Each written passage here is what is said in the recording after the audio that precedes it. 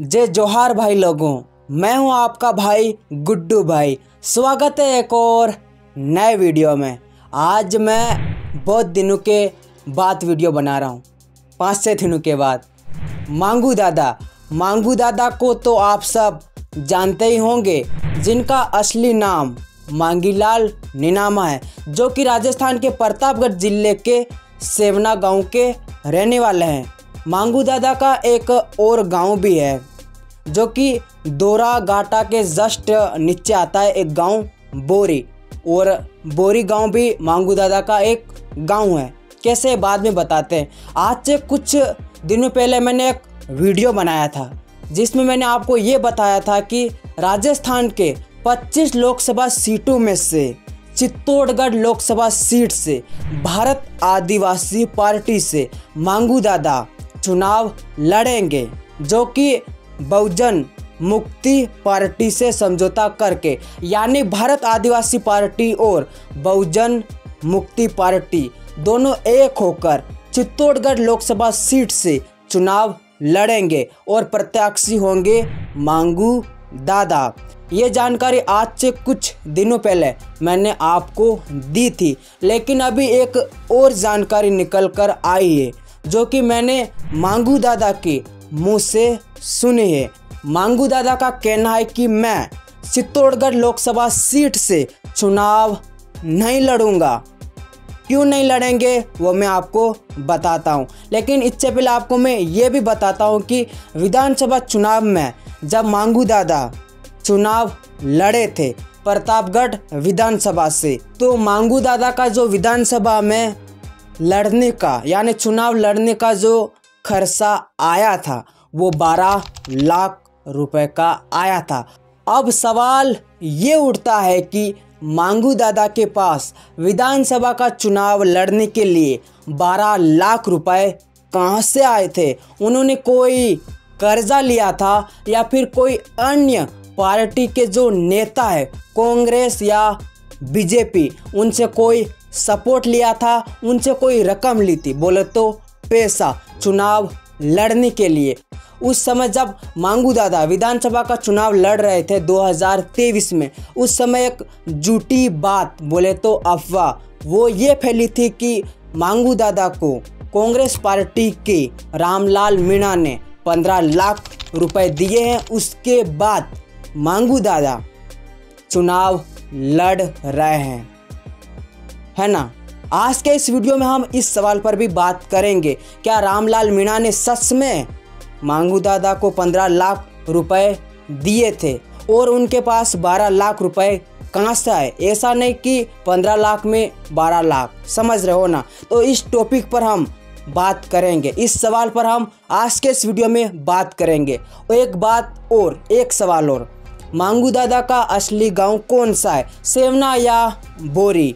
इन दोनों गांवों में मांगू दादा रहते हैं, लेकिन इन दोनों गांवों में मांगू दादा के घर की जो कंडीशन है, बोले तो आर्थिक स्थिति, घर की स्थिति, वो बिल्कुल ऐसी है जिसकी आप भाई लोगों कल्पना नहीं कर सकते।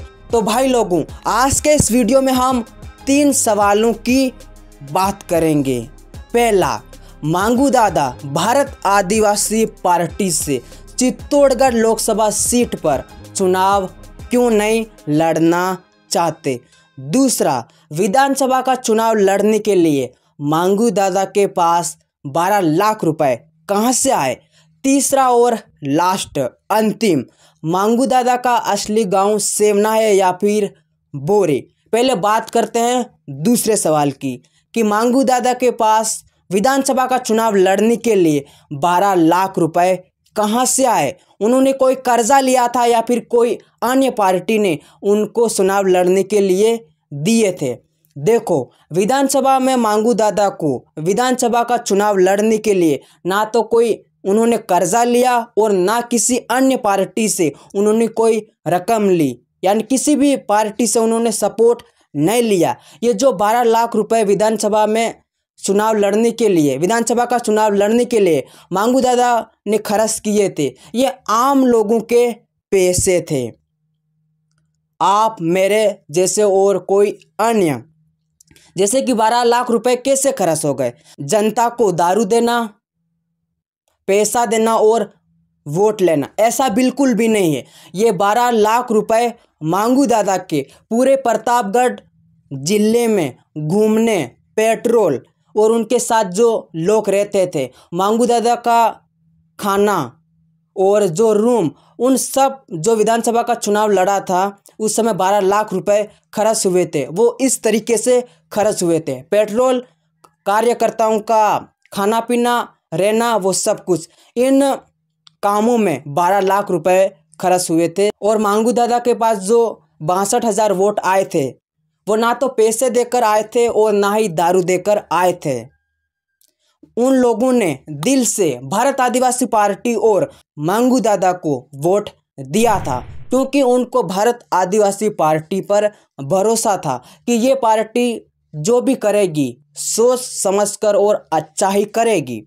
भाई लोगों, अब आपको समझ में आया होगा कि मांगू दादा के पास विधानसभा चुनाव लड़ने के लिए 12 लाख रुपए कहां से आए थे। और मांगू दादा ने कांग्रेस पार्टी के जो प्रत्याशी थे रामलाल मीणा, कोई पैसा नहीं लिया उनसे। आम लोगों की रकम थी, पैसा था, उस पैसे से विधानसभा का चुनाव हमारे मांगू दादा ने लड़ा था। अब तीसरा सवाल, मांगू दादा का असली गांव कौन सा है, बोरी या सेवना। देखो, उनके जो असली गांव है दोनों हैं, सेवना भी है और बोरी भी है। मांगू दादा का जन्म सेवना में हुआ, लेकिन देखो जो बोरी है वो भी उनका गांव है, वो उनके मामा का गांव है और वहाँ पर वो रहते थे, तो वो भी गांव है। और मांगू दादा का जो बोरी वाला गांव है और बोरी में जो मांगू दादा का घर है वो कुछ ऐसा है।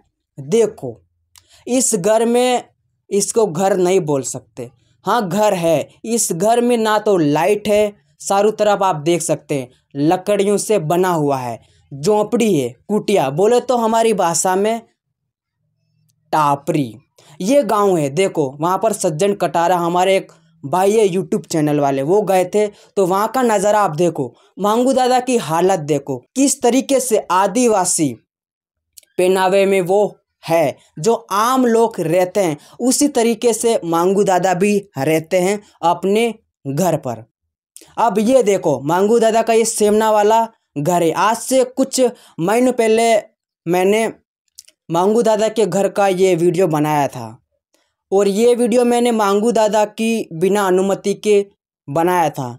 उनके घर का वीडियो बनाने के लिए मांगू दादा की अनुमति नहीं लेनी पड़ सकती, क्योंकि मेरा कर्तव्य बनता है कि मैं जो मांगू दादा का घर है वो सभी लोगों को दिखाऊं, ताकि लोगों को पता चले कि ऐसे घर से भी ऐसा इंसान निकल सकता है जो समाज के हित में अपना कार्य करता है, समाज के लिए जीता है और रात दिन समाज के बीच में रहकर कार्य करता है, समाज को आगे ले जाने के बारे में हर बात करता है। तो मांगू दादा का असली गांव तो दोनों है, बोरी और सेमना। अब बात करते हैं पहले सवाल की, मांगू दादा चित्तौड़गढ़ लोकसभा सीट से चुनाव क्यों नहीं लड़ना चाहते। तो देखो भाई लोगों, इसका जो सटीक उत्तर है वो है मांगू दादा के घर की आर्थिक स्थिति। देखो बोरी वाला ये घर है, इस घर से अगर सांसद का चुनाव लड़ना है तो कैसे लड़ा जाए।